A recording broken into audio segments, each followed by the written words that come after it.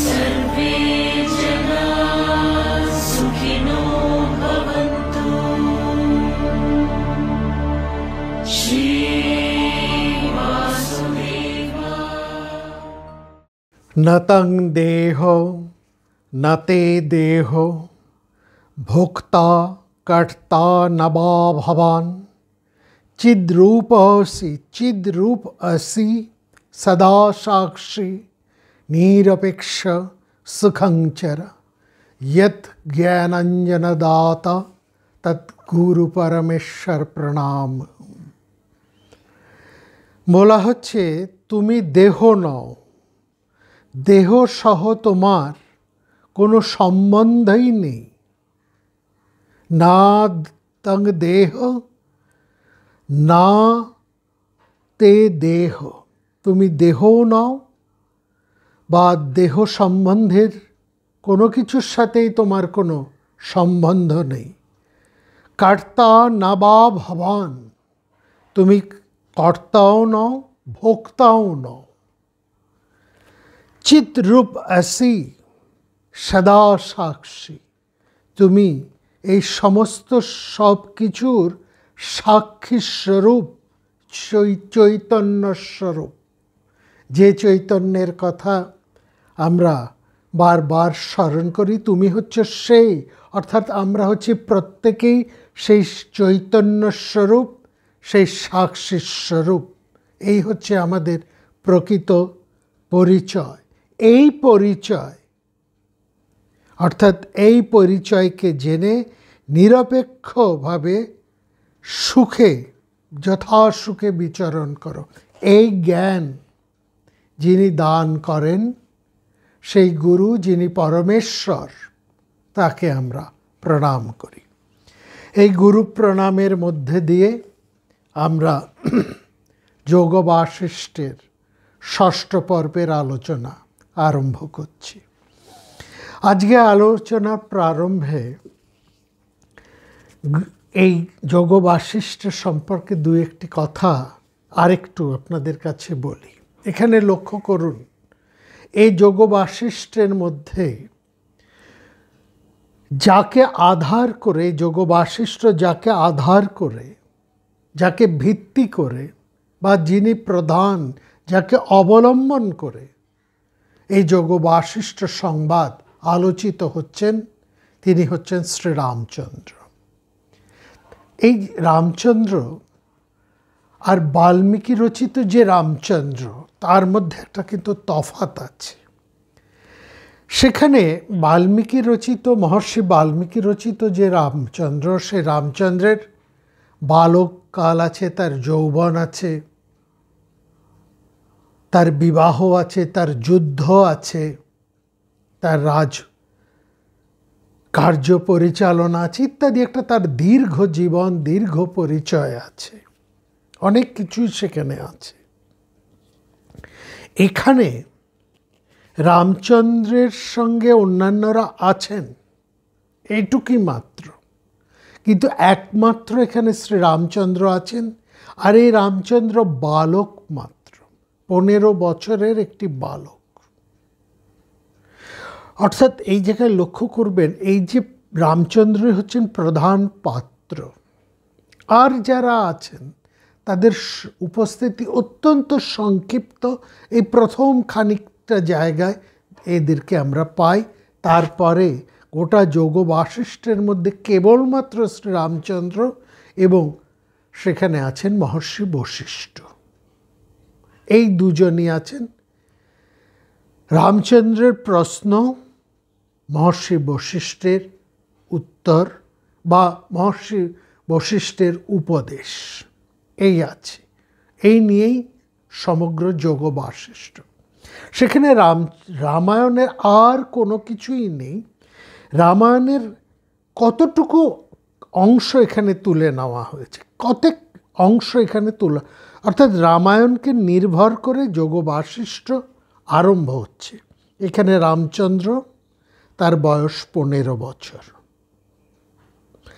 আর লক্ষ্য করার, এখানে যে ঘটনাটা হচ্ছে, সেখানে ওই রামচন্দ্র আমরা এখানে দেখেছি তিনি সদ্য গুরুগৃহ থেকে সমাগত, এসে তিনি পিতার কাছে একটা আবদার করেছেন যে আমি একটু নানা দিকে, নানা দেশ, নানা স্থান একটু ঘুরে বেড়িয়ে দেখতে চাই। পিতা সানন্দে তাকে সেই অনুমতি দিয়েছেন। তিনি ঘুরে এসেছেন।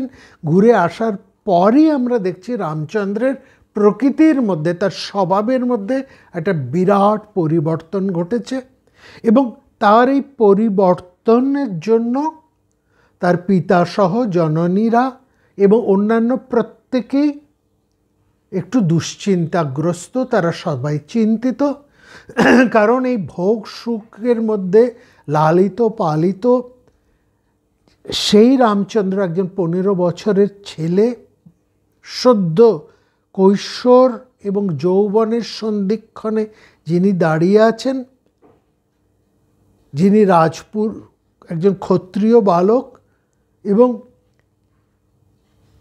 রাজ অন্তর্গৃহের সর্বপ্রকার ভোগ এবং সম্ভোগের আয়োজন সেখানে পরিপূর্ণ, তার মধ্যে দেখে তার মধ্যে একটা অন্য রকমের উদাসী ভাব লক্ষ্য করে প্রত্যেকেই সেখানে খুবই চিন্তিত হয়ে পড়েছেন। এইটাই হচ্ছে যোগ বাশিষ্ঠের প্রারম্ভিক সূচনা।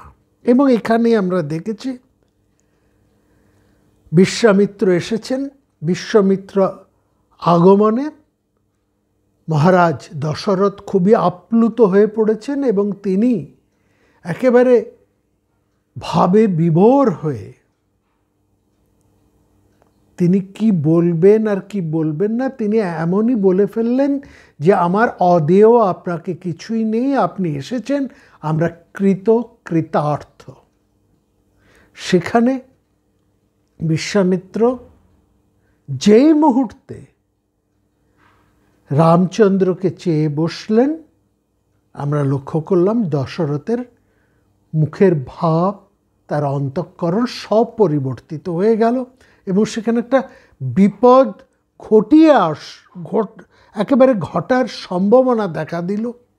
কারণ দশরথ প্রতিজ্ঞা করেছেন বিশ্বামিত্রের কাছে তার অদেয় কিছু নেই, বিশ্বামিত্র যা চাইবেন তিনি সবই দেবেন, এমনকি তার রাজ্যপাট সব কিছুই তিনি এক কথায় বিশ্বামিত্রকে প্রায় সমর্পণ করে বসে আছেন। অর্থাৎ একটা মহা আবেগে তিনি আবেগ তাড়িত দশরথ, তিনি স্থিতধী নন, তিনি আবেগ তাড়িত। এবং এই আবেগের একেবারে মাথায় একটা আঘাত পড়ল যেই মুহূর্তে বিশ্বামিত্র তার পুত্র, জ্যেষ্ঠ পুত্র রামচন্দ্রকে চেয়ে বসলেন রাক্ষস নিধনের জন্য। যাই হোক, সেখানে একটা বিরাট বিপদ ঘটতে ঘটতে কোনো মতে রক্ষা পেয়ে গেল অন্যান্য উপস্থিত ঋষিদের এবং বিশেষ করে মহর্ষি বশিষ্ঠের দ্রুত হস্তক্ষেপে রক্ষা পেল। এইবার রামচন্দ্র যখন যাবেন, বিশ্বামিত্র যখন তাকে নিয়ে যাবেন, তার আগেই দশরথ বললেন আপনি তাকে নিতে চাইছেন, বেশ নিয়ে যান, আমি যখন কথা দিয়েছি তাকে আপনি নিয়ে যান, কিন্তু যে ছেলে সবসময় উদাসী হয়ে থাকে, সংসারের কোনো কিছুর মধ্যেই তার আকর্ষণ নেই, এরকম একজনকে নিয়ে আপনার কোন উদ্দেশ্য সাধন হবে, সে কোন রাক্ষস বধ করবে, এটা আমি বুঝে পাচ্ছি না। এই কথা শুনে বিশ্বামিত্র একটু আশ্চর্য হলেন। তিনি বললেন বেশ, রামকে আসতে আজ্ঞা দেওয়া হোক। রামচন্দ্র যখন আসছেন, রামচন্দ্রের চোখ মুখ লক্ষ্য করে বিশ্বামিত্র বুঝলেন এই ঔদাসীন্য অন্য কোনো সাধারণ ঔদাসীন্য নয়, এবং এই যে একটা পরিবর্তন, এই যে একটা সব কিছুর থেকে মধ্যে থেকেও যেন না থাকা একটা উদাসীন ভাব, একটা বিশেষ একটি লক্ষণ, একটা বিশেষ লক্ষণ। এবং সেখানেই বিশ্বামিত্র তার অবস্থা দেখেই তিনি বুঝলেন এই লক্ষণ সাধারণ কোনো লক্ষণ নয়, একেবারে যারা ব্রহ্ম লাভের উপযুক্ত সেই লক্ষণ, অর্থাৎ সেই ব্রাহ্মণ লক্ষণম সব কিছু পরিস্ফুট হয়ে উঠেছে শ্রীরামচন্দ্রের চরিত্রের মধ্যে, তার চেহারার মধ্যে, তার ভাবে ভঙ্গিমা সব কিছুর মধ্যেই একেবারে ব্রাহ্মণ লক্ষণ পরিস্ফুট। তখন বিশ্বামিত্র বললেন যে রামচন্দ্র, সত্যি করে বলো তো যে তুমি কি ভ্রান্ত, তুমি কি মোহগ্রস্ত? কারণ তোমার বাবা এবং অন্যান্যরা সবাই বলছেন তুমি কি সবসময় কীরকম একটা উদাসীন হয়ে থাকো, তুমি যেন ওখানে একটা মোহগ্রস্ত হয়ে আছো, সত্যি কি তাই? সেখানে আমরা গত পর্বে শুনলাম রামচন্দ্র তিনি প্রশ্ন করলেন যে এই যে সংসার চক্র, এতে কি কোনো সুখ আছে? মানুষ কি কেবল জন্মাবার জন্যই মরছে, না মরার জন্যই জন্মাচ্ছে? এই যে সংসার, এর সমস্ত ভোগ্য বিষয়, এসবই তো ক্ষণস্থায়ী, সবই পরিবর্তনশীল। তাহলে সেই নিত্য অপরিবর্তনীয় বস্তুটি কি? এবং আমরা কেন সব কিছুকে মিথ্যা জেনেও, অলিক জেনেও তার দ্বারা আমরা মোহগ্রস্ত হয়ে আসি? এবং গত পর্বের মধ্যেই আমরা দেখেছি রামচন্দ্রের মোহের প্রকৃত চেহারাটা কেমন, আসলে তিনি কি বলছেন। রামচন্দ্র এখানে একটা দামি কথা বলেছেন, বলছেন একজন ধনী মানুষ অনেক টাকা পয়সা যার আছে, তার যদি সেই সমস্ত কিছু হঠাৎ নষ্ট হয়ে যায় তাহলে তার যেমন অবস্থা হয়, সেই রকম আমিও এই সংসারের এই উৎপত্তি, তার বিস্তার এবং তার বিনাশশীলতাকে, তার এই বিকারকে স্মরণ করেই মোহগ্রস্ত হয়ে আছে। আপনি যদি এটাকে মোহ বলেন তাহলে এটাই আমার মোহ। এই অনিত্য সংসারকে সব দিক থেকে আমি বিচার করে এই সংসারের অনিত্যকে উপলব্ধি করেই আমি দুঃখিত, মোহগ্রস্ত হয়ে আছি, আমি একেবারেই শান্তি পাচ্ছি না। এবার আমরা সেখানে দেখছি রামচন্দ্র এক এক করে এক একটি বিষয়কে ধরে ধরে একেবারে সূক্ষ্মাতি সূক্ষ্মভাবে প্রত্যেকটা বিষয়ের তিনি বিচার করছেন। এই বিচারটা অত্যন্ত গুরুত্বপূর্ণ মানুষের জীবনে। যে কোনো শাস্ত্রের মধ্যেই বলা আছে মানুষ বিচার করবে। কি বিচার করবে? নিত্য অনিত্য বিচার করবে। কোনটা নিত্য এবং কোনটা অনিত্য, কোনটা স্থায়ী কোনটা অস্থায়ী, কোনটা শ্রেয় আর কোনটা প্রেয়। এই বিচার করে একজন বুদ্ধিমান মানুষ সেই সদ্বস্তুকে গ্রহণ করবে। যে মানুষ যত বিচার পরায়ণ, সে মানুষই সঠিকভাবে সত্যকে গ্রহণ করে সেই জগতের অস্থায়ী বা ক্ষণত্বকে উপলব্ধি করে এর যে মোহ, এর যে আসক্তি, এর যে মায়া, তার দ্বারা আর সে কোনোভাবেই মোহগ্রস্ত হয় না। কারণ সে আসল স্বরূপটা, আসল সত্যটা সে জানতে পারে। আসল রূপটা যদি আমরা জানতে পারি এটা সত্যি নয়, এটা মিথ্যে, তাহলে সেই বস্তুর থেকে আমাদের ভয়, আশঙ্কা একেবারেই চলে যায়। শিশুকে একটা অন্যরকম কিছু দেখিয়ে ভয় দেখানো যায়, কিন্তু শিশুটা যদি জানতে পারে যে জিনিসটা দিয়ে তাকে ভয় দেখানো হচ্ছে আসলে সেটা ভয়ের নয়, তারই অত্যন্ত প্রিয় কোনো মানুষ ওরকম সেজে তার কাছে এসে ভয় দেখাচ্ছে, তখন তার আর সে ভয়টা থাকে না। ঠিক এরকম জগতেও যার প্রতি আমাদের আসক্তি বাড়ছে, আমরা যদি সেই বস্তুটার প্রকৃত স্বরূপটা জানতে পারি, যে পরিণামে এটা আমাকে দুঃখ দেবে, তাহলে আমরা কিছুতেই কোনোভাবেই তার প্রতি আর আকৃষ্ট হব না। এই সত্যটা জানা। আর এই সত্যটা জানা যায় কি করে? একমাত্র বিচারের মধ্যে দিয়ে। এই জন্য বিচারের এত গুরুত্ব, সেটা আমরা গত পর্বে বিচারের যে গুরুত্ব সেইটা নিয়ে আমরা আলোচনা করেছি। গত পর্ব ছিল আমাদের বিচারের গুরুত্ব এই বিষয়ে। এখানে দেখুন, রামচন্দ্র কি ধরা হয়েছে, রামচন্দ্র যিনি এই প্রশ্নগুলো তুলছেন, যাকে উদ্দেশ্য করে এই যোগ বাশিষ্ঠ রামায়ণ তৈরি হচ্ছে, এই ঘটনা তৈরি হচ্ছে। এখানে মূল পাত্র তো দুজন, একজন প্রশ্নকর্তা আর একজন তার বিশ্লেষণকারী বা উত্তরদাতা। রামচন্দ্র প্রশ্নকর্তা, আর তার প্রশ্নের উত্তর মীমাংসা করছেন মহর্ষি বশিষ্ঠ। এখানে লক্ষ্য করুন, রামচন্দ্রের বয়সটাকে লক্ষ্য করুন। এই জায়গাগুলো একটু প্রথমে আমাদের খুব বুঝে নেওয়া খুব দরকার। এখানে রামচন্দ্রকে নেওয়া হয়েছে 15 বছরের রামচন্দ্র। 16 বছর, উনো শব্দটা এখানে না আছে, তার 16 বছর থেকে 1 কম, মানে 15 বছর। অর্থাৎ সে যৌবনে পুরোপুরি পদার্পণ করেনি, আবার কৈশোরেও নেই। কৈশোর এবং যৌবনের একটা প্রারম্ভিক সন্ধিক্ষণে সে দাঁড়িয়ে আছে। এই জায়গাটা মানুষের জীবনের কিন্তু খুব গুরুত্বপূর্ণ।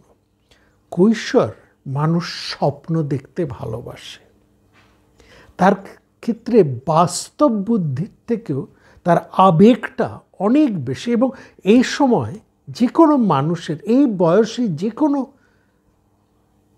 মানুষ, এই 15-16 বছর বয়সী, 14-15, 12, 13, 14, 15, 16 এই বয়সী যারা থাকে, 17-18 পর্যন্ত, এই যে বয়সটা, টিনএজার্স যাদেরকে বলা হয়, হ্যাঁ, 14, 15, 16, এই যে টিনএজার্স বলা হয়, এই যে বয়সটা, এই সময় মানুষের মন থাকে খুব শুদ্ধ, উদার, মালিন্যতা থাকে না। এই সময় দেখবেন মনটা খুব পরিষ্কার থাকবে, এবং তারা বিশ্বাস করতে ভালোবাসে, এবং যে কোনো বিষয়ে নিজেদের স্বার্থ বুদ্ধি যেহেতু তা থাকে না, সুতরাং ঝাঁপিয়ে পড়তে, নিজেদেরকে উৎসর্গ করতে দ্বিধাহীনভাবে এতটুকু কার্পণ্য করে না। এই বয়সটাকে বলা হয় শুদ্ধাবস্থা। এবং লক্ষ্য করবেন বৈষ্ণব সাহিত্যে শ্রীকৃষ্ণ এবং রাধা, এই যে রাধা কৃষ্ণের যে ভালোবাসার অনুরাগ, সেখানে কৃষ্ণ এবং রাধা দুইজনেই কিন্তু কৈশোর, অর্থাৎ এই 14-15 এরকম বয়সী, কাম ও গন্ধহীন। এই ভালোবাসার মধ্যে কোনো রকম কামনা, বাসনা, শারীরিক আকর্ষণ বিকর্ষণ এইসবগুলো নেই, শুদ্ধ অন্তঃকরণের ভাব, কিশোরী প্রেম। এই কিশোর এবং কিশোরী প্রেম, এই কিশোর সাধনা বা কিশোরী সাধনা বৈষ্ণব সাধনার একটা অত্যন্ত গুরুত্বপূর্ণ বিষয়। ঠিক এখানেও রামচন্দ্র ওই রকমই বয়সের, এবং এই বয়সের কারো মানুষের মধ্যে যে প্রশ্নটা জাগে, সেই প্রশ্নটা কিন্তু তার অত্যন্ত গভীর তাৎপর্যবাহী। দেখুন, বৈরাগ্য বা সংসার বিতৃষ্ণা, অনেক সংসারের অনেক দুঃখ আঘাত খেতে খেতে মানুষ একটা সময় সংসারের প্রতি তার বিতৃষ্ণা জাগে। তার মানে তার যে বিতৃষ্ণাটা আসছে, এই বিতৃষ্ণাটা আসছে তার সংসারের থেকে অনেক আঘাত খাবার ফলে। কিন্তু 15-16 বছর 14-15 বছরের একটা বালকের মনে যখন বিতৃষ্ণা আসে, এই সংসারের সুখ ভোগের আসল চরিত্রটা কি, এই ধরনের প্রশ্ন যখন আসে, এই সংসারের তা আসল বস্তু সম্পর্কে তার যখন প্রশ্ন আসে, এই জায়গাটা বুঝতে হবে যে জীবনটাকে সেভাবে দেখলই না, অথচ তার মধ্যে এই ধরনের একটা প্রশ্ন এসেছে, সেখানে বুঝতে হবে আর যাই হোক তার মধ্যে অন্য কোনো রকমের মলিনতা নেই। অর্থাৎ এই প্রশ্নটা খুব খাঁটি প্রশ্ন সে করছে। কোনো রকম আঘাতজনিত বিষয় থেকে তার এই প্রশ্ন জন্মায়নি, কোনো রকম বিকারজনিত ভাব থেকে তার মধ্যে এই প্রশ্ন জন্মায়নি, কিংবা অন্য কোনো ভয় থেকেও তার মধ্যে এই প্রশ্ন আসলে। এর মধ্যে যে প্রশ্নটা উদয় হয়েছে, এই প্রশ্নটা যেন একটা স্বাভাবিক প্রশ্ন, স্বাভাবিকই প্রশ্ন। এই জন্য মহাত্মারা বলছেন এই যে রামচন্দ্রের প্রশ্ন, এটি কি বলছেন স্বাভাবিকই প্রশ্ন। আমাদের সাধারণ মানুষের মনে হয় এটা তো একটা অস্বাভাবিক ব্যাপার স্যাপার। একটা 15 বছরের ছেলে, রাজার ধনীর দুলাল, চতুর্দিকে তারপরে সে পড়াশুনো সদ্য শেষ করেছে, তার তো এখন জীবনটাকে উপভোগ করার সময়, সংসারের আবর্তের মধ্যে ঝাঁপিয়ে পড়ে চতুর্দিক থেকে রূপ রস গন্ধ আহরণ করে তার কর্তব্য কর্ম যা আছে এই সমস্ত সে করবে, সেটা নয়। সে এর মধ্যেই সংসারের প্রতি অনাসক্ত, বৈরাগ্যের এই শক্ত শক্ত ব্যাপার এইগুলো চলে এসছে। এই প্রশ্ন আসছে, এটা কি স্বাভাবিক? এই প্রশ্ন আমাদের মতন সাধারণ মানুষের মনে হয়। কিন্তু আমাদের মধ্যে যখন এই প্রশ্নটা আসে, তখন এই প্রশ্নটা আসে অনেক দুঃখ থেকে, অনেক আঘাত থেকে, অনেক লাঞ্ছনা থেকে, অনেক অসম্মান থেকে, অনেক শোক থেকে। তখন আমাদের এই সংসারের প্রতি একটা অনাসক্তি ভাব, একটা বৈরাগ্যের ভাব আসে। কিন্তু এই রামচন্দ্রের মধ্যে তো এরকম কোনো ব্যাপার নেই। সুতরাং তার এই প্রশ্নটা হচ্ছে স্বাভাবিক প্রশ্ন, অন্য কিছুর দ্বারা আঘাতপ্রাপ্ত হয়ে তিনি কিন্তু এই প্রশ্ন করছেন না। সুতরাং তার এই প্রশ্নটি হচ্ছে স্বাভাবিকই প্রশ্ন।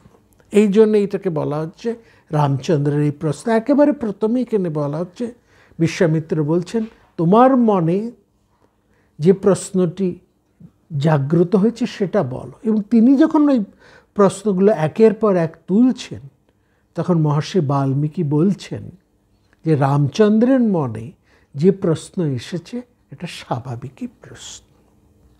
এবং লক্ষ্য করবেন যোগ বাশিষ্ঠ ঠিক এই জায়গাতেই শুরু হচ্ছে।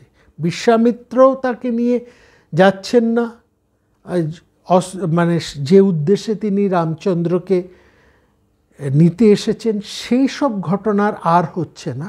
এই প্রশ্ন উঠেছে, বিশ্বামিত্র সহ অন্যান্যরা রামচন্দ্রের প্রশ্ন শুনছেন। তারপরে বিশ্বামিত্রই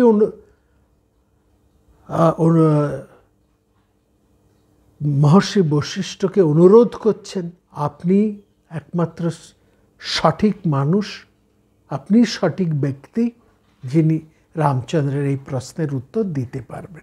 সেখানে এক এক করে বশিষ্ঠ উত্তর দিচ্ছেন এবং এভাবেই বিভিন্ন প্রকরণের পর প্রকরণ, বিভিন্ন প্রকোষ্ঠের পর প্রকোষ্ঠ এক এক করে গিয়ে সেখানে এই আমরা দেখছি উত্তর প্রশ্ন এবং উত্তর চলছে, এবং সেটি এখানে সব কিছুর শেষে তার যোগবাশিষ্ঠ শেষও হয়ে যাচ্ছে, এইটুকুই মাত্র। তারপরে আর অন্য কোনো বিষয় আমরা সেখানে দেখছি না। এই যে প্রকরণ, সেখানে আমরা দেখছি মোট সেখানে 60টি প্রকরণের কথা আমরা বলেছি। এখানে রয়েছে বৈরাগ্য প্রকরণ। একজন আমাকে বলেছেন 60টি প্রকরণ নয়, প্রকরণ হচ্ছে 6টি, না প্রকরণ 7টি। কেন? সেই উত্তরটি একটু দিয়ে তারপর আমরা আজকের পর্বের আলোচনায় আসব। প্রথম প্রকরণটি হচ্ছে বৈরাগ্য প্রকরণ। এই যে রামচন্দ্রের মনে একটা বিতৃষ্ণা, একটা বৈরাগ্য জন্মেছে। বিতৃষ্ণা, ভোগ সুখ আকাঙ্ক্ষা, এগুলো হচ্ছে তৃষ্ণা, এর প্রতি তার একটা বিতৃষ্ণা বা বৈরাগ্য হয়েছে, এই জন্য এটা হচ্ছে বৈরাগ্য প্রকরণ। তারপরে আছে মুমুক্ষু ব্যবহার প্রকরণ, তারপরে আছে উৎপত্তি প্রকরণ, স্থিতি প্রকরণ, উপশম প্রকরণ এবং নির্বাণ প্রকরণ। নির্বাণ প্রকরণের কিন্তু দুটো ভাগ, পূর্ব ভাগ এবং উত্তর ভাগ। নির্বাণ প্রকরণের পূর্ব ভাগ আর উত্তর ভাগ কিন্তু এক নয়, এটা বুঝতে হবে। নির্বাণ প্রকরণের যদি পূর্ব ভাগ আর উত্তর ভাগ এই দুটো একই হতো, তাহলে কিন্তু এই দুটোকে ভাগ করা হতো না। যখন আমরা নির্বাণ প্রকরণ নিয়ে আলোচনা করব, তখন আমরা বুঝব যে নির্বাণ প্রকরণের পূর্ব ভাগ এবং নির্বাণ প্রকরণ তার উত্তর ভাগ সম্পূর্ণ আলাদা। এই জন্য নির্বাণ প্রকরণ হচ্ছে একটি প্রকরণ, ষষ্ঠ প্রকরণ পূর্ব ভাগ, এবং উত্তর ভাগ হচ্ছে সপ্তম প্রকরণ, সম্পূর্ণ আলাদা। মহাভারতের শান্তি পর্ব এবং অনুশাসন পর্ব, এই দুটি পর্বের মধ্যে আলোচনা কিন্তু মোটামুটি একই রকমের। সেই মহামতি ভীষ্মই আলোচনা করছেন এবং সেই সংক্রান্ত আরও নানান আলোচনা সেখানে এসছে। কিন্তু শান্তি পর্ব এবং অনুশাসন পর্ব কিন্তু এক নয়, দুটো সম্পূর্ণ আলাদা। প্রথমটি যদি শান্তি পর্বের পূর্ব ভাগ হয়, দ্বিতীয়টি হচ্ছে শান্তি পর্বের দ্বিতীয় ভাগ, সেটি হচ্ছে অনুশাসনের ব্যাপার রয়েছে সেখানে। শান্তির এবং অনুশাসন নাম আলাদা বলেই পর্ব দুটো আলাদা নয়, তার বিষয়ে আলাদা। এখানে নির্বাণ প্রকরণের দুটি নির্বাণ প্রকরণ, কিন্তু দুটো নির্বাণ প্রকরণের মধ্যে বিষয় সম্পূর্ণ আলাদা। সেটা যে বিষয় আলাদা, সেটা আমরা আলোচনার সময় সেটা পরিষ্কার হবে। এই জন্য আমরা বলবো মোট প্রকরণ 6টি নয়, 7টি প্রকরণ নির্বাণ প্রকরণের পূর্ব ভাগ এবং উত্তর ভাগকে নিয়ে। এখানে দেখুন রামচন্দ্র চলে আসে আজকের আলোচনায়। রামচন্দ্র এক এক করে বিচার করছেন, এবং বিচার করতে গিয়ে তিনি প্রথমে যে বিষয়টিকে ধরেছেন সেটি হচ্ছে সম্পদ। তিনি রাজপুত্র, ধনী ঘরের তিনি সন্তান, রাজার ক্ষত্রিয় অনুসারে তার কিছু কর্তব্য আছে। প্রত্যেক বলা হয় ক্ষত্রিয়, এই ক্ষত্র শব্দ এদের মধ্যে মূল এদের যে কর্তব্য, সবসময় এরা কিন্তু নিজেদেরকে একজন ক্ষত্রিয় পুরুষের ধর্ম বা কে শ্রেষ্ঠ ক্ষত্রিয়, এই কথা যখনই আলোচনা আসে, বিষয়টা যখন আসে, তখন কিন্তু একটা যে কথা বারবার বলা হয়, যার মধ্যে যিনি সদা উত্থিত, সদা জাগ্রত কেবল নয়, সদোত্থিত, সবসময় যিনি একেবারে উত্থিত যে ভাব, তার মধ্যে কোনো রকম অবসাদগ্রস্ত নন, যিনি সদা প্রস্তুত কর্তব্য কর্মে পালনের জন্য সদা প্রস্তুত, তার কর্তব্য কর্ম কি? ক্ষত্রিয়ের প্রধান কর্তব্য বলা হচ্ছে, ব্রাহ্মণের যেমন বলা হচ্ছে অধ্যয়ন এবং অধ্যাপনা, তারপর বাদ বাকিগুলো এসেছে। ক্ষত্রিয়ের প্রথম বলা হচ্ছে যুদ্ধক্ষেত্রে প্রাণ আত্মাহুতি, এটা হচ্ছে ক্ষত্রিয়ের প্রধান ধর্ম। ব্রাহ্মণের প্রধান ধর্ম হচ্ছে অধ্যয়ন এবং অধ্যাপনা, পড়াশুনো, গবেষণা। এটা হচ্ছে যারা ব্রাহ্মণ তাদের। আর যারা ক্ষত্রিয় তাদের প্রধান ধর্ম হচ্ছে যুদ্ধে প্রাণ বিসর্জন, আত্মাহুতি দেওয়া। একজন সোলজার তার গুণ হচ্ছে উইদাউট এনি কোশ্চেন যুদ্ধক্ষেত্রে প্রাণ দেওয়া। এ হচ্ছে একজন সোলজার। এগিয়ে যে তাকে যদি বলে মার্চ ফরওয়ার্ড, সে এগিয়ে যাবে, যুদ্ধক্ষেত্রে যাবে কোনো প্রশ্ন না করে, একেবারে এগিয়ে যাবে, শত্রুর মুখোমুখি এগিয়ে যাবে। সেখানে আগুনের মধ্যে হলে আগুনের মধ্যে দিয়ে ঝাঁপাবে, বিপদ সংকুল শত্রুর মধ্যে হলেও সে যাবে, এবং এতটুকু প্রাণের মায়া না করে যুদ্ধক্ষেত্রে সে উৎসর্গ করে সে নিজের কর্তব্য সম্পন্ন করবে। এই হচ্ছে, অর্থাৎ যুদ্ধক্ষেত্রে অসংকোচে, এই অসংকোচ শব্দটা ভীষণ গুরুত্বপূর্ণ। প্রশ্নহীন, অসংকোচে, সংকোচহীন, প্রশ্নহীন, সংকোচহীনভাবে যুদ্ধক্ষেত্রে নিজের প্রাণ বিসর্জন করবে। এটা হচ্ছে ক্ষত্রিয়ের প্রথম ধর্ম। দ্বিতীয় ধর্ম ক্ষত্রিয় হচ্ছে প্রজাপালন। দ্বিতীয় ধর্ম হচ্ছে প্রজাপালন। এই প্রজাপালন করতে গিয়ে ক্ষত্রিয়ের প্রয়োজন হয় অর্থের প্রয়োজন হয়। অর্থের প্রয়োজন কিন্তু একজন বৈশ্যেরও হয়। একজন বৈশ্য অর্থ উপার্জন করবে, সে অর্থ উপার্জন করবে সম্পদ সৃষ্টি করার জন্য। আর ক্ষত্রিয় অর্থ উপার্জন করবে প্রজা পালনের জন্য।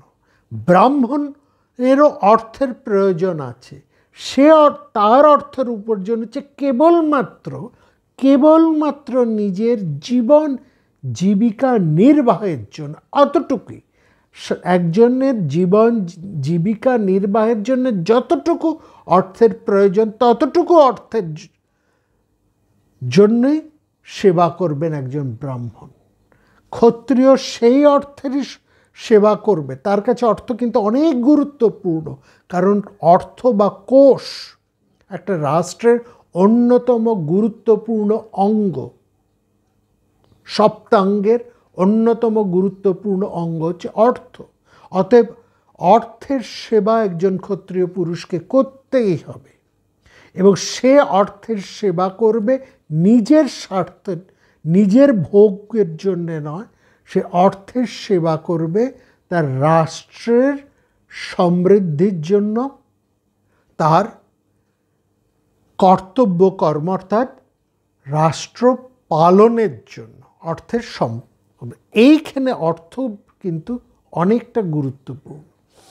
এই অর্থ সম্পদ একজন ক্ষত্রিয় কাছে অত্যন্ত গুরুত্বপূর্ণ। সেখানে কিন্তু আমাদের ভারতবর্ষে বলা হচ্ছে একজন রাজা হচ্ছেন অচি। তার রাজ্যের সমুদায় অর্থ সম্পদ ধন রত্নের সে কেয়ারটেকার মাত্র, একজন অচি মাত্র। তার সে যা আয় করবে তার মোট আয়ের 8 ভাগের 1 ভাগ মহামতি মনু থেকে কৌটিল্য পর্যন্ত প্রত্যেক ধর্মশাস্ত্রকারেরা, রাজনীতি শাস্ত্রবেত্তারা এটা এক বাক্যে প্রত্যেকেই বলেছেন, এবং প্রত্যেকেই কিন্তু এই অনুপাতকে এতটুকু অদল বদল করেননি। প্রত্যেকে এই একই অনুপাতকে সমান রেখেছেন। সেটা হচ্ছে সমগ্র রাষ্ট্রের আয়ের 8 ভাগের 1 ভাগ মাত্র রাজা তার নিজের প্রয়োজনে ব্যবহার করতে পারেন, এবং সেটা তিনি কখন ব্যবহার করবেন একটা রাষ্ট্র যখন সুস্থিত থাকবে সেটাও লক্ষ্য করা। একটা রাষ্ট্র যখন সুস্থিত থাকবে, সুস্থিত অবস্থা অর্থাৎ রাষ্ট্রে কোনো রকম বিপদ নেই, কোনো রকম সেখানে ক্রাইসিস নেই, এরকম একটা সুস্থিতি অবস্থা যেখানে রয়েছে, সেইখানে রাষ্ট্রের যে আয়, রাষ্ট্রের সম্পদ না, রাষ্ট্রের যে আয়, রাজার আয়ের উৎস হচ্ছে কর ব্যবস্থা, ট্যাক্সেশন, ট্যাক্স থেকেই একজন রাজার আয় হয়। এই ট্যাক্স থেকে যে আয় হবে তার 8/1 ভাগ সে নিজের ব্যবহারের জন্য ব্যয় করতে পারবেন। কখন না রাষ্ট্র যখন সুস্থিত অবস্থা, স্বাভাবিক একটা নর্মাল কন্ডিশনে রয়েছে। রাষ্ট্রে যখন সুস্থিত অবস্থা নেই, রাষ্ট্র যখন অস্থির অবস্থায় আছে, সেখানে কোনো রকম বিপদ, সেটা পররাষ্ট্র ক্ষেত্রে হতে পারে, অন্য কোনো যুদ্ধর ক্ষেত্রে হতে পারে, অন্য কোনো রকম দুর্ঘটনাজনিত হতে পারে, কোনো রকম প্রাকৃতিক কারণে হতে পারে, বা অন্যান্য কোনো কারণে হতে পারে, কোনো রকম আপদ সৃষ্টি হলে তখন কিন্তু রাজা ওই অংশটাও গ্রহণ করতে পারবেন না।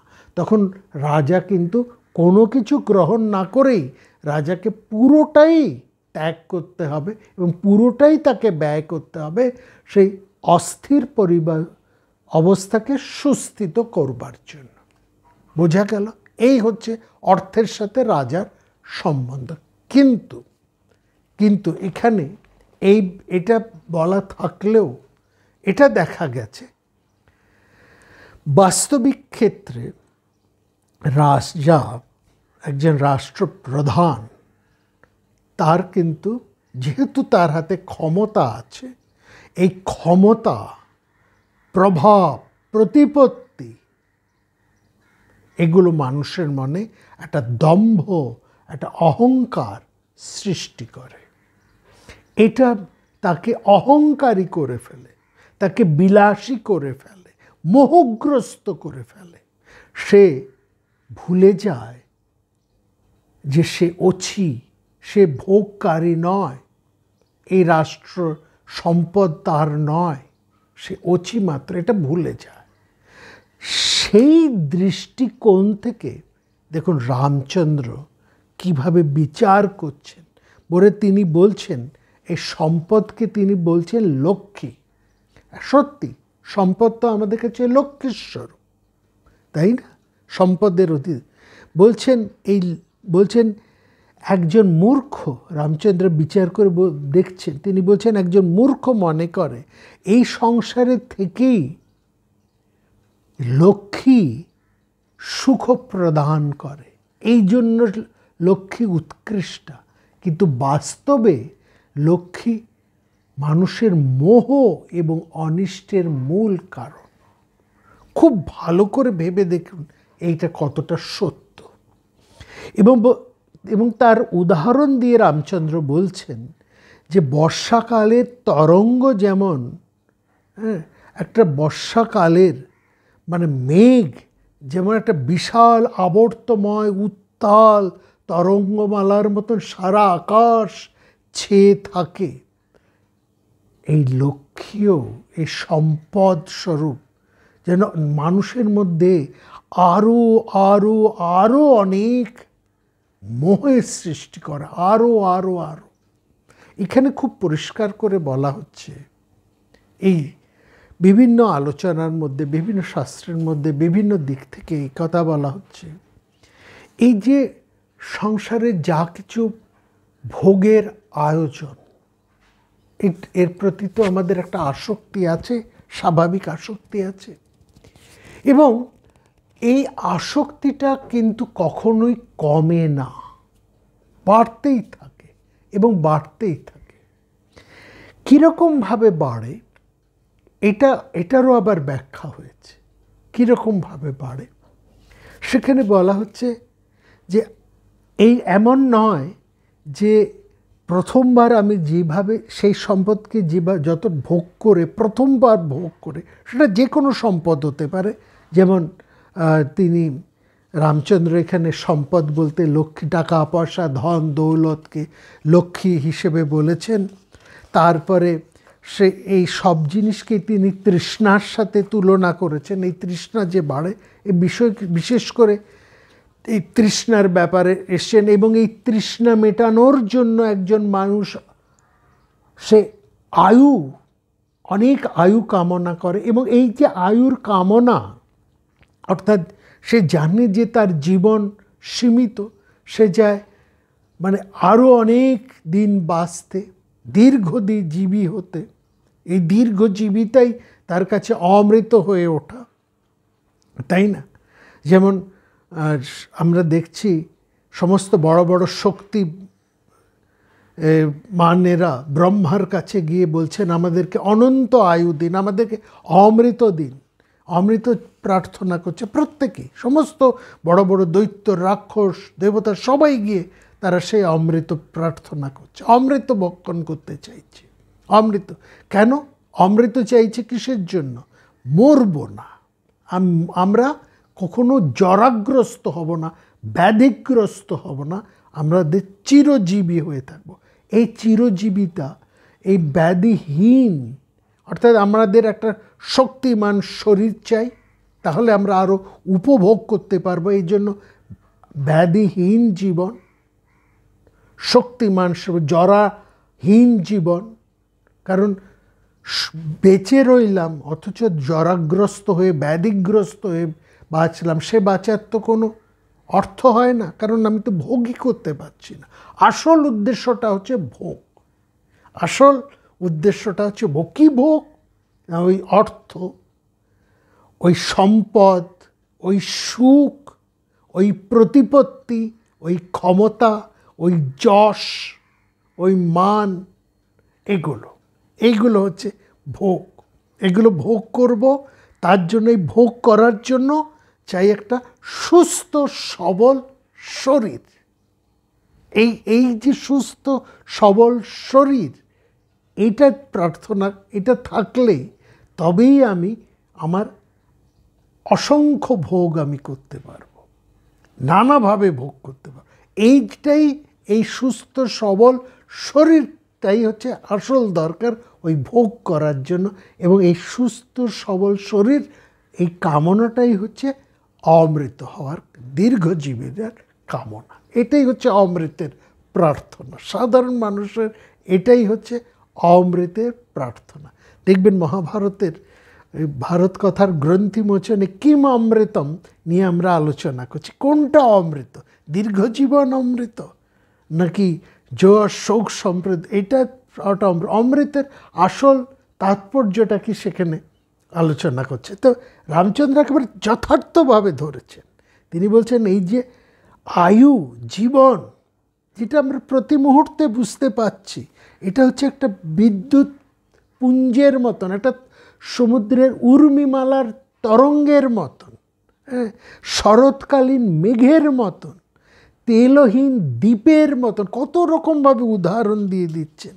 বলছেন জীবন অসার, এটা জেনেও মানুষ ব্যাকুল চিত্তে দীর্ঘ জীবন কামনা করে, হ্যাঁ, এবং সে চায়, কারণ এই দীর্ঘ জীবন, দীর্ঘ আয়ু কেন সে প্রার্থনা করছে?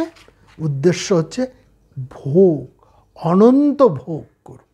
আমার নানা বিষয়, আমি নানাভাবে, শুধু সম্পদ নয়, শুধু টাকা পয়সা নয়, শুধু ভালো ভালো খাওয়া নয়, প্রভাব, প্রতিপত্তি, ক্ষমতা, যশ, সব কিছুই নানাভাবে এটা উপভোগ করার জন্য সুস্থ স্বাভাবিক শরীর। এই যে সুস্থ স্বাভাবিক শরীরের প্রার্থনা, এটাই হচ্ছে সাধারণের কাছে একটা অমৃতের প্রার্থনা। এটাই হচ্ছে তার কাছে অমৃত হয়ে ওঠা। এই প্রার্থনা সে করছে, সেইখানে সে চাইছে সব। এবং এই যে ভোগ, এই ভোগটাও কিন্তু একরকম কি না, এটা নয়। সুস্থ সবল শরীর সে পেল, এবার তার ভোগের পর্যায়টাও দেখুন পাল্টে পাল্টে যায়। প্রথম সে যতটা খায় ভালো জিনিস, যতটা সে গ্রহণ করে, বা ভালো কোনো উপাদানের থেকে সে যে সুখটাকে সে টেনে নেয়, হ্যাঁ, লেহন করে, শোষণ করে, সে যশ প্রতিষ্ঠা সে যতটা চেটে চেটে গ্রহণ করে, আস্বাদ করে, দ্বিতীয়বার কিন্তু একই যে রকমের সে উপাদান তাকে কিন্তু সে আগের মতন তৃপ্তি দিতে পারে না। দ্বিতীয়বার তার তৃপ্তির মাত্রাটা কিন্তু কমে আসে।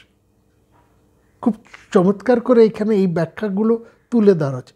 প্রথমবার তার কাছে সেটা যতটা তৃপ্তিদায়ক ছিল, দ্বিতীয়বার ওই একই বস্তু একই পরিমাণ তাকে আর ততটা তৃপ্ত করতে পারে। তৃতীয়বার আবার সে যদি পায়, সেটা থেকে সে মোটেই আর তার কাছে সেটা ভালো লাগে না। চতুর্থবার আবার যদি সেটা আসে, তার কাছে সেটা একটা বিবিমিশা। ওই এক হাঁড়ি মিষ্টি প্রথমবার খুব ভালো, পরমান্ন খুব ভালো, হ্যাঁ, কিংবা বিরিয়ানির হাঁড়ি প্রথমবার খুব ভালো, দ্বিতীয়বার আসছে তার থেকে একটু কম ভালো, তৃতীয়বার দিলে সে একেবারে তার ভেতর থেকেই একটা বমির উদ্রেক হবে। অর্থাৎ এই ভোগ এটারও কিন্তু একরকম তৃপ্তি দেয় না। তখন সে কি করে? সে ফেলতেও পারে না। তার মানে কি তার ওই জিনিসের উপর বিতৃষ্ণা এসে গেল? বিতৃষ্ণা এলো বটে, একই রকম প্রাপ্তির বিতৃষ্ণা এলো, কিন্তু বিষয়ের থেকে তার বিতৃষ্ণা হলো না। সে চাইবে এইবার আমি পরমান্ন খেয়েছি, এবার আমি অন্য কিছু খাবো, অন্য কোনো উপাদান, অন্য কোনো স্বাদ পাল্টে পাল্টে বিষয়কে পরিবর্তন করে করে সে ভোগের উপাচারকে পরিবর্তন করে করে সে সুখ ভোগকে লেহন করে, আস্বাদ করে। অর্থাৎ সে রতিমাত্রাকে পাল্টে পাল্টে পরিবর্তন করে করে সে তার অনন্ত সুখকে জারি রাখে। এইটা ঠিক, একই জিনিসকে কিন্তু সে এক মাত্রায় গ্রহণ করে না। সেটা গ্রহণ তার কাছে পরিবর্তিত হতে থাকে, নানাভাবে, নানান উপায়ে, নানান রূপে, নানা পরিবর্তন করিয়ে করে, ঘুরিয়ে ফিরিয়ে, নানা রূপে, নানাভাবে তাকে সে আস্বাদ করে। সুতরাং সেটা বিতৃষ্ণা নয়, বিষয়ের রূপ বৈচিত্র্যের পরিবর্তন, একটা বৈচিত্র্যময়তার মধ্যে দিয়ে সে আস্বাদন করে চলে, এই জিনিসটা। সুতরাং এইখানে রামচন্দ্র যেমন সম্পদকে বিচার করছেন, আয়ুকে বিচার করছেন, অহংকারকেও তিনি একরকমভাবে অহংকার করছেন। বলছে এই সব কিছুর মূলে, এই যে তার ভোগলিপ্সা, সব কিছুর মূলেই রয়েছে কিন্তু তার একটা অহংকার রয়েছে। কারণ তার যা কিছু সে নিচ্ছে, গ্রহণ করছে, এবং সে যে গ্রহণ করতে পারছে, আরও দ্বিতীয়বার তাকে আবার অন্যরকম করে গ্রহণ করতে চাইছে, এবং তার যে তৃপ্তির একটা আস্বাদ তার থেকে সে গ্রহণ করছে, এটাই হচ্ছে তার অহংকার, তার ক্ষমতার অহংকার, তার দর্প এখান থেকে সে চলে আসছে। এই অহংকারটাই তার মধ্যে একটা রোগের সৃষ্টি করে দিচ্ছে। সেটাই তাকে তার বিপদ সৃষ্টি করছে, তার মনোনিরাশ সৃষ্টি করছে, এবং এই যে অন্তহীন কামনার ধারাতে সে সদা লিপ্ত হয়েছে, সেটাও কিন্তু তার ওই অহংকার জনিত। আমি ভোগ করছি, আমি ভোক্তা, আমি ভোগ করছি, আসলে সে ভোক্তা নয়, এটা সে বুঝে যায়। ভাবছে সে নিজেকে সাজাচ্ছে, নিজের ভালো ভালো জামা কাপড় পরছে, নানা রকমভাবে চলছে, এই একটা ভাব তার মধ্যে আসছে। এবং তাতে সে কি তৃপ্ত হচ্ছে? সে তার মনকে তৃপ্ত করছে, মনের বৃত্তি চঞ্চল হয়ে উঠছে, তার মনোবৃত্তি নানাভাবে চঞ্চল মন, অস্থির মন নানা বিষয়ে নানাভাবে ছুটে ছুটে বেড়াচ্ছে, নানা দিক থেকে সে চলে যাচ্ছে এবং কোথাও সে কিন্তু এক মুহূর্তের জন্য কোনো একটি ক্ষেত্রে, কোনো একটি বিষয়ে, কোনো একটি ভাবে সে স্থির থাকতে পারছে না, সদা অস্থির। এবং এই অস্থিরতার মধ্যে দিয়েই তার কিন্তু বিপরীত ক্রমে ছুটে আসছে ভয়, ছুটে আসছে শঙ্কা, পাওয়া এবং পাওয়ার থেকে হারানোর একটা শঙ্কা। তার মধ্যে এটা আসছে তৃপ্তির মধ্যে দিয়ে তার একটা অতৃপ্তির ভাবও তার মধ্যে চলে আসছে। এবং এই জায়গা থেকে এক এক করে তার শরীরের প্রতিও তার একটা মোহ, সে চাইছে এই তার শরীর যেন এরকমই থাকে, এই শরীর যেন কখনোই জরাগ্রস্ত না হয়। সুতরাং এই যে শরীর তার এক থাকবে না, এই ভয়, সুতরাং সে চাইছে এই সীমিত সময়ের মধ্যে সব কিছুকে নিতে এবং সবটাকে যাতে সে আরও বেশি করে গ্রহণ করতে পারে, তার জন্য সে তার শরীরটাকে সবথেকে বেশি গুরুত্ব দিচ্ছে, শরীরের প্রতি সে বেশি যত্ন নিচ্ছে, শরীরটাকে প্রধান করে তুলছে এবং সে সবসময় চাইছে তার এই শরীরটা যেন সবসময় শক্তপোক্ত সবল থাকে, যাতে সে তার এই ভোগটাকে চিরজীবী করে রাখতে পারে, চিরকালের করে অনন্ত করে তুলতে পারে। কিন্তু মুশকিলটা হয় তার শরীর কিন্তু তার আকাঙ্ক্ষার সাথে, তার তৃষ্ণার পরিমাণের সাথে তাল দিয়ে চলতে পারে না। শরীর একসময় বিদ্রোহ করে, শরীর একসময় ভেঙে পড়ে, একসময় তার শারীরিক বৈকল্য দেখা দেয়। এই জায়গার থেকে সে যে যৌবনকে ধরে রাখার, সবসময় দেখবেন যারা ভোগী তারা সবসময় নানাভাবে নিজেদের এই যৌবনকে ধরে রাখতে চায়, নানা রং মেখে, কোনো মানে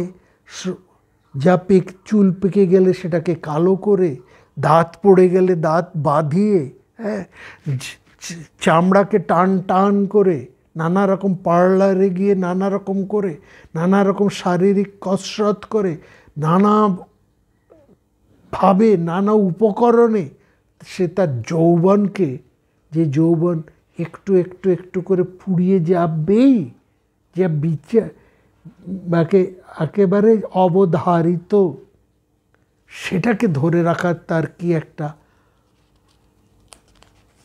আকুতি। এই জায়গার থেকে সে যে আস্তে আস্তে জরার মধ্যে চলে, এই প্রত্যেকটা জিনিসকে রামচন্দ্র এক এক করে বিশ্লেষণ করছে। এবং সেখানে খুব চমৎকার করে মুন্ডক উপনিষদের মধ্যে একটা কথা বলা হচ্ছে, যার সেখানে বলা হচ্ছে যাদেরকে আশ্রয়, এটা ওই যজ্ঞ কর্মকে নিয়েই এই কথাটি বলা হয়েছে।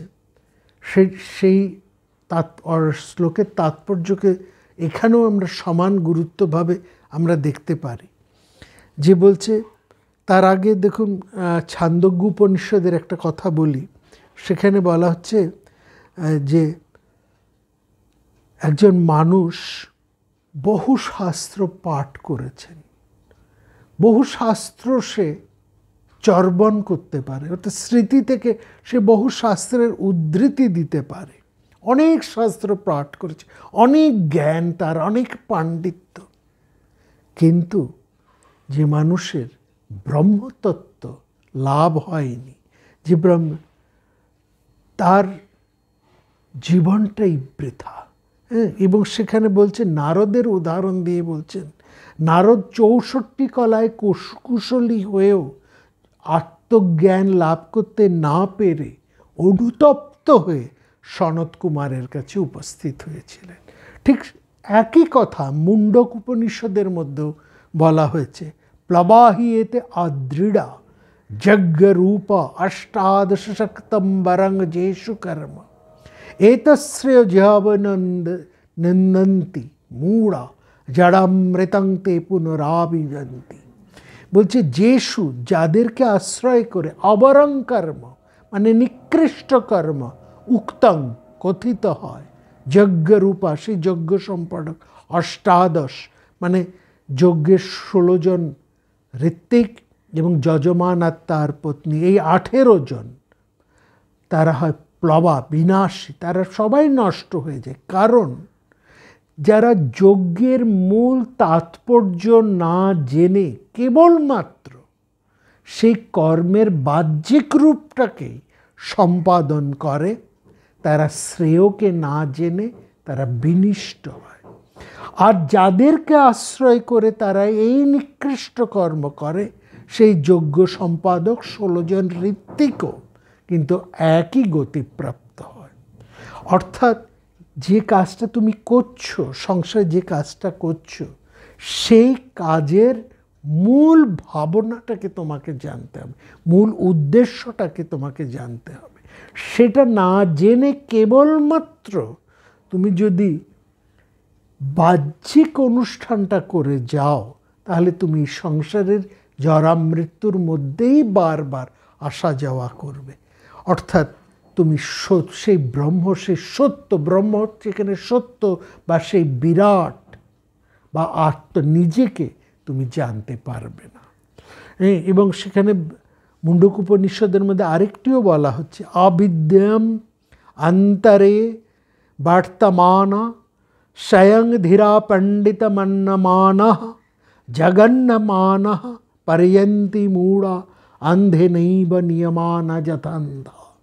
বলে অজ্ঞানের মতন বর্তমান অজ্ঞ মানুষেরা নিজেরাই নিজেদের, যারা নিজেদেরকেই সবচাইতে বেশি বুদ্ধিমান মনে করে এবং তারা তাদের অজ্ঞানের দ্বারাই বারবার পীড়িত হয়ে সে অন্ধকার লোকেই তারা যায়। অর্থাৎ সত্য বা প্রকৃত তথ্যকে যদি না জেনে কেবলমাত্র বাইরের আচরণের মধ্যে তুমি যদি ব্যাপৃত হয়ে থাকো, তাহলে কিন্তু এই প্রকৃত সত্যটাকে তুমি জানতে পারবে না। এবং সেখানে বলা হচ্ছে, এখানে খুব সুন্দর করে বলা হচ্ছে যে এই শরীর, বিষ্ণু পুরাণের মধ্যে এই কথাটা খুব চমৎকার করে বলা হচ্ছে, মাংস আশ্রিক পুষ বিন্মূত্র স্নায়ু মজ্জা অস্থি সংহতো দেহে চিত প্রীতিমান মূঢ়া ভবতি নরকোপি সহ। বলছেন মাংস, রক্ত, পুজ, বিষ্ঠা, মূত্র, স্নায়ু, মজ্জা ও অস্থি, এই সব কিছু মিশানো কোনো এই শরীরটাকে কেউ যদি একমাত্র সত্য, একমাত্র সেটাকেই প্রধান বলে তারই সেবা করে, তাহলে তার গতি নরকে। যে কথাটা রামচন্দ্র এখানে বলছেন, এই যে যারা বিষয় ভোগ করবে বলে এই সংসারের বিভিন্ন বিষয়কে আরও আরও আরও ভোগ করবে বলে তার মাধ্যম, ভোগের মাধ্যম এই শরীরটাকে, বিশেষ করে এই শরীরের যৌবন অবস্থাটাকে ধরে রাখার জন্য একমাত্র সতত যত্নবান হয়, তারা কিন্তু নরকেই গমন করে। অর্থাৎ এইখানে খুব সুন্দর করে আরেকটা কথা বলা হচ্ছে, দেহ হচ্ছে আমাদের অত্যন্ত মলিন এবং আত্মা হচ্ছে নির্মল। এই দুয়ের পার্থক্য তোমাকে জানতে হবে। নিশ্চয়ই দেহের যত্ন করতে হবে, এই কথাও বলা আছে, শরীর মাধ্যম খলু ধর্ম সাধনম। এই শরীরটাকে অবশ্যই যত্ন করতে হবে, তাকে রক্ষাও করতে হবে, কিন্তু এর অর্থ এই নয় সবচাইতে বেশি গুরুত্বটা যদি তুমি কেবলমাত্র শরীরকেই দিয়ে দাও, তাহলে কিন্তু তুমি আসল সত্যকে জানতে পারবে না। জানতে হবে শরীরটা হচ্ছে মাধ্যম, কিন্তু এই মাধ্যমের মাধ্যমেই তোমাকে কি করতে হবে? খালু ধর্ম সাধন, তোমাকে ধর্ম সাধনা করতে হবে, সমস্ত কাজকর্ম করতে হবে। কাজকর্ম করার মাধ্যম এটা, শরীরটা ইম্পর্টেন্ট নয়, এটা একটা মাধ্যম, কিন্তু লক্ষ্য শরীর নয়, লক্ষ্য হচ্ছে ধর্ম সাধনা। সেই জন্য এখানে খুব পরিষ্কার করে এই জায়গায় বলা হচ্ছে, অত্যন্ত মলিন দেহ দেহি চে অত্যন্ত নির্মল। এইটা তোমাকে জানতে হবে। দেহ অতিশয় মলিন এবং দেহি অর্থাৎ আত্মা হচ্ছে অত্যন্ত নির্মল। কোনটা মলিন আর কোনটা নির্মল, এই জিনিসের পার্থক্যটা পরিষ্কার জানতে হবে। এই দুয়ের পার্থক্যটা জানতে হবে। উভয়ন্তরং জ্ঞাত্যা, এই দুয়ের অন্তরকে ভালোভাবে জেনে কস্য শৌচং বিদীয়তে, এই দুটো পার্থক্য জেনেই কার শুদ্ধত্ব তুমি রক্ষার জন্য প্রযত্নবান হবে সেটা জানতে হবে। দেহের শুদ্ধ সম্ভব নয়, দেহ বিকার অবস্থা, তার নষ্ট হবেই, কিন্তু তারকেও রক্ষা করতে হবে। তাকে রক্ষা করতে হবে কাকে জানার জন্য? আত্মবিদ হবার জন্য। আত্মবিদ হবার যে সাধনা, এই সাধনার মাধ্যমটা হচ্ছে শরীর। অতটুকুই গুরুত্ব হচ্ছে শরীরে। সব গুরুত্বটা যদি আমরা একমাত্র শরীরকে দিয়ে দিই তাহলে কিন্তু হবে খুব মুশকিল। এবং সেখানে খুব চমৎকার করে বলছে যে সা কালসূত্র পদবী সা মহাবীচি বাগুরা সাসি পত্র বনশ্রেণীস या देहवमीति स्थिति सात्याजा सर्वयत्नेन सर्वनाशः पुत अपस्थिते सप्रष्टभ्या सानभव्येन सशमंसेव पुलकशी। এই যোগ বাশিষ্ঠের মধ্যে বলছে দেহের মধ্যে কীরকম বলছে, দেহে আমিত্ব রূপ, এই যে আমিত্ব ভাবটা, এই শরীর আমার শরীর, একেই যত্ন করতে হবে, এই অহংকার, এই মদ, এই আমিত্ব রূপে স্থাপন, সেটা কীরকম? সেটা হচ্ছে কালসূত্র, মানে নরকের সমান। অর্থাৎ এবং যারা এই শরীরকেই সবচেয়ে বেশি গুরুত্ব দেয়, দেহের মধ্যেই যাদের সব কিছু নিমজ্জিত, দেহই যার কাছে সর্বস্ব, দেহ সর্বস্ব যারা, তারা অচিরেই নরকে যায়, তাদের সব কিছুই নষ্ট হয়ে যায়, কোনো কিছুই তারা রক্ষা করতে পারে না। এবং সেই জায়গায় বলছে যে একজন সজ্জন মানুষ তার সর্বনাশ হলেও, মানে সর্বনাশের মূলে দাঁড়ালেও, সে কিন্তু নিজেকে কোনটা প্রকৃত গুরুত্বপূর্ণ, কোনটা প্রধান, কোনটাতে যত্নবান হওয়া উচিত, এই বিচারবোধ যার থাকে, সেই কিন্তু শেষ পর্যন্ত সেই পরম শান্তি, পরম আনন্দকে লাভ করে। এবং সেই জন্য এই যোগবাশিষ্ঠের মধ্যে আরেকটি কথা খুব চমৎকার করে উপশম প্রকরণে বলা হচ্ছে, आपदमस्तकम अहम माता प्रति विनिर्मितः ईतको निश्चय राम बंधाया सद्विलोकनाथ। वशिष्ठ বলছেন, রাম, এই যে आपदमस्तकम, आपद মানে পা থেকে মাথা পর্যন্ত, মাতা পিতৃ বিনির্মিত, বা পিতা মাতার দ্বারা নির্মিত, অর্থাৎ বাবা মার কাছ থেকেই আমরা এই শরীরটাকে পেয়েছি। পা থেকে মাথা পর্যন্ত এই যে শরীরটা, এটা আমরা আমাদের বাবা মার কাছ থেকেই পেয়েছি। এই ধারণা নিশ্চিত করে, এই ধারণাটাই যদি তুমি করে এই শরীরটাকেই যদি সবচাইতে বেশি গুরুত্ব দিয়ে ফেলো, অর্থাৎ দেহিকে গুরুত্ব না দিয়ে, দেহের মধ্যে যিনি দেহি রূপে আছে তাকে গুরুত্ব না দিয়ে দেহ সর্বস্ব বোধ যদি তোমার চলে আসে, সেটাই তোমার বন্ধনের কারণ হবে। হ্যাঁ, সুতরাং শরীরটা নয়, এই শরীর এই সংসারের ভোগটা নয়, সম্ভোগ করতে হবে তাকেই, তাকেই, তিনি পরম আস্বাদ্য, যিনি আমার মধ্যে বর্তমান।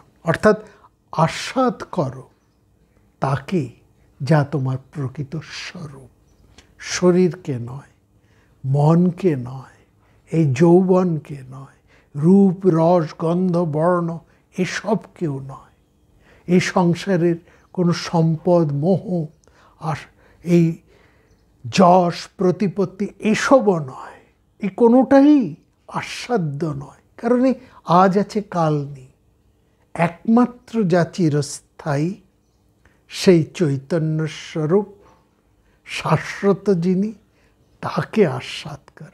আস্বাদ্যং পরমং স্থিতি আস্বাদ্যং পরমস্তস্ততঃ আস্বাদ্যং স ভবেৎ সুখম। সেই আস্বাদই তোমার কাছে পরম সুখকারক হবে, যা শাশ্বত, যা নির্বিক্তম মুক্তম, যা যার মধ্যে কোনো রকম বিকার নেই, যিনি সদা মুক্ত।